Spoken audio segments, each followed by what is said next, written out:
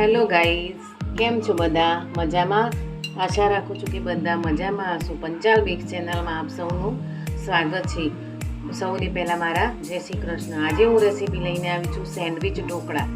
Sandwich dhokla બનાવવા માટે મેં અહીંયા સોજી લીધી છે, સોજીનો ઉપયોગ કર્યો છે.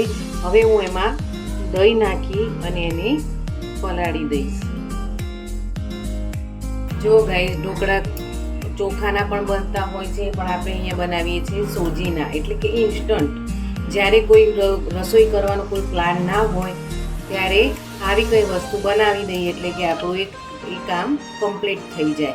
અહીંયા મેં 3 થી 4 ચમચા દહીં એડ કર્યું છે અને થોડું ઠીક લાગે તો હવે આપણે એમાં પાણી એડ કરીશું.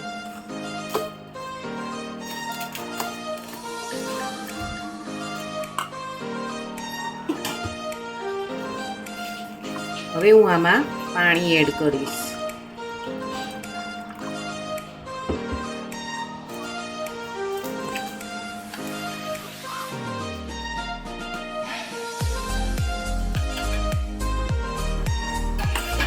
એમ થાય કે ઘરમાં કોઈ શાક નથી, કંઈ નથી, તો સાંજે શું બનાવવું અને ઝટપટ બની જાય. તો આવી રેસીપી તમે બનાવશો તો માંડ અડધો કલાકમાં તૈયાર થઈ જશે.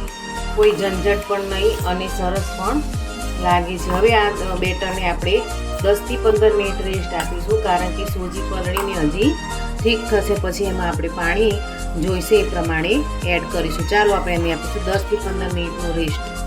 ગાઈઝ, આપણું આ બેટર હવે ઠીક થઈ ગયું છે. હું હવે એમાં એડ કરીશ બે ચમચી જેવું ઓઇલ અને એડ કરીશ સ્વાદ અનુસાર નમક.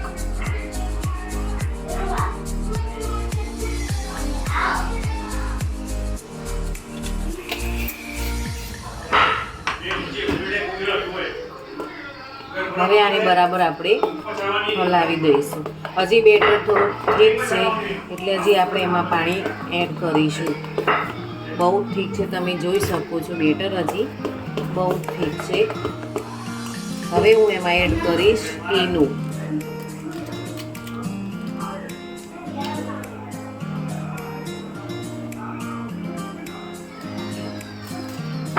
અડધી ચમચી જેટલું મેં ઈનો એડ કર્યું છે અહીંયા.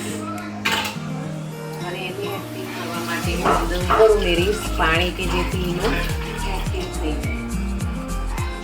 સ્પોન્જી બનાવવા માટે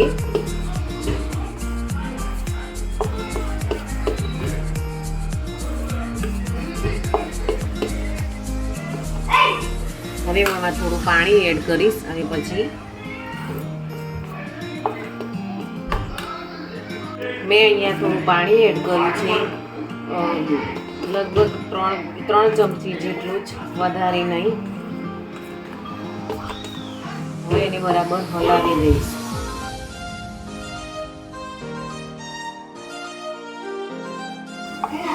જોઈ શકો છો.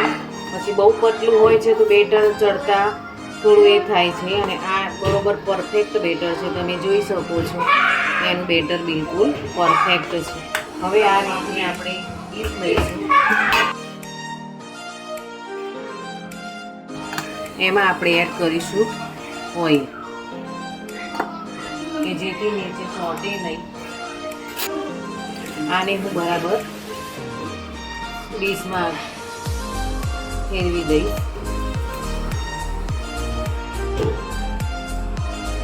હવે એડ કરીશું આ બેટર. બરાબર એને પાથરી દેવાનું છે.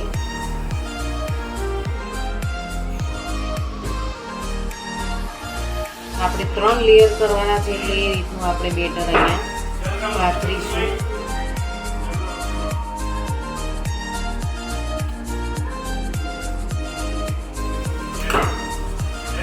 હવે આને આપણે અહીંયા સ્ટીમ કરવા માટે મૂકીશું, કે મેં સ્ટીમર જે તૈયાર કર્યું છે એવું સ્ટીમ થાય એટલે પછી આપણે આગળની પ્રોસેસ કરીશું.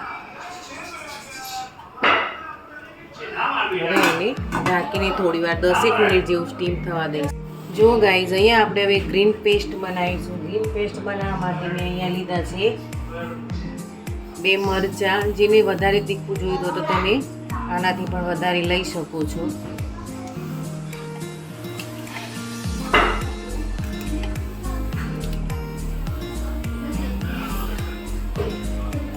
પછી એડ કરે છે મેં સિંગદાણા, ધાણા, વટાણા અને અદરક. વટાણા ન હોય તો ચાલશે, એમ અહીંયા છે એટલે મેં એમ અંદર એડ કરે છે કે ગ્રીન કલર આવે એટલા માટે. હવે આ બધું આપણે એક મિક્સર જારમાં નાખીને એની ચટણી અથવા પેસ્ટ બનાવી દઈશું. એમાં એડ કરીશું દહીં.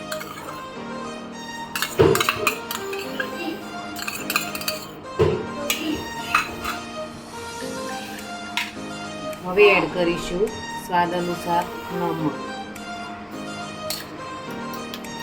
ચટણી થોડી ખટ્ટી મીઠી બનાવવા માટે એડ કરીશું ખાંડ. હવે આ પેસ્ટને આ બધું આપણે મિક્સરમાં વાટી દઈશું, પેસ્ટ બનાવી દઈશું. વઘાર કરવા માટે હું એડ કરીશ તેલ. થોડું તેલ ગરમ થઈ ગયું છે એટલે આપણે એમાં એડ કરીશું રાઈ. થોડું એડ કરીશું તેલ અને થોડું એડ કરીશું ઘી. હવે ગેસ ઓફ કરી હવે આ વગર આપણે આમાં એડ કરી દઈશું.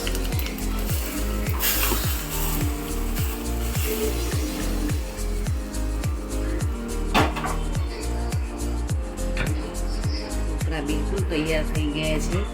હવે હું એને કટ કરીશ.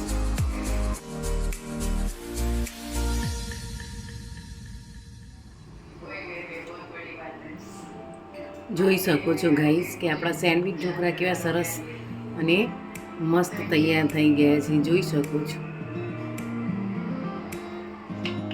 છો ગાઈસ કે આપણા સેન્ડવિચ ઢોકળા બિલકુલ સરસ અને સ્પોન્જી તૈયાર થઈ ગયા છે. જોઈ શકો છો કેવા સરસ